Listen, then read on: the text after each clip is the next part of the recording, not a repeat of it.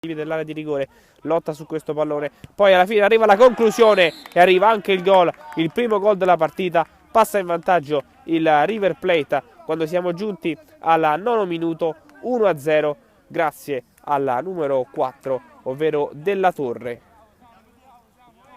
che forse ha commesso fallo, anzi no, River Plate a commettere fallo, batte subito il Borussia, conclusione davanti alla porta e poi dopo un secondo tentativo arriva il gol di Patrizio Chiodo. Siamo 1-1 qui al Calasanz. Poi palla in mezzo in direzione di Chiodo, uscita non sicurissima da parte del portiere.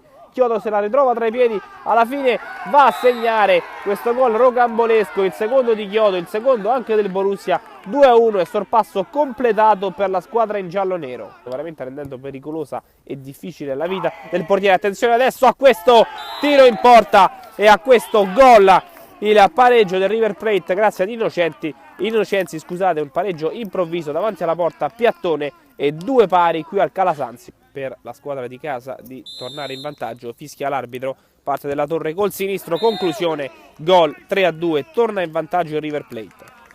Si tratta di Innocenti, autore del secondo gol che salta un avversario. Innocenti davanti alla porta, Innocenti salta il portiere, la mette in mezzo, l'incredibile errore, poi ancora il tapin vincente sotto porta del numero 11 Ruffo. 4-2 allunga River Plate. 6 minuti alla fine di questa partita, fischia l'arbitro, calcio di punizione col sinistro, conclusione, arriva il gol siglato dal numero 5 Bartoli. Attenzione alla numero 9 di Sisto che ha la possibilità di calciare, parata del portiere che però non trattiene, la palla finisce in rete. 5-3 per il River Plate, gol di Sisto. Centrocampo guadagna la sfera, attenzione davanti alla porta di Sisto, tiro ed è il 6-3, doppietta anche per Di Sisto dopo quelle di Della Torre e Chiodo. 6-3 è probabilmente il gol che chiude questa partita.